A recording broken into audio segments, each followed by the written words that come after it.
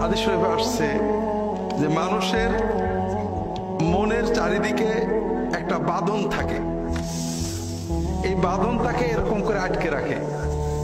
যখন সে দান করার সিদ্ধান্ত নেয়, দান করে, বাঁধনটা কাটে, কাটতে কাটতে সে স্বাধীন হয়। আর যখন দান করে না, ওই বাঁধন পরা অবস্থায় সে থাকে।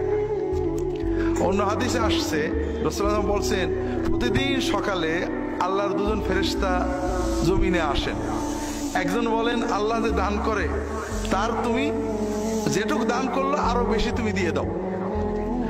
আর একজন বলে আল্লাহ যে দান করে না, জমায় রাখে, তার জমানোটা নষ্ট করে দাও। তো বাস্তবতা হলো যে আল্লাহর কোনো কাজ বসে থাকে না, থাকে নাকি? থাকে না। নৌকা যাবেই, আপনি নৌকায় চড়লেন কিনা এটা হলো কথা।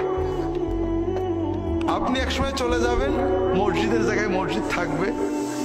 আপনি বেঁচে থাকতে মসজিদে নামটা লেখানোর চান্স পেয়েছেন কিনা এটা বিষয়। মসজিদ কিন্তু হয়েই যাবে, নাকি বলেন? দেখছেন বাংলাদেশে কোনো মসজিদ পড়ে আছে 10-20 বছর বয়স হয়েছে, হয়নি এমন আছে নাকি? আসলে দেখছেন কোথাও? না।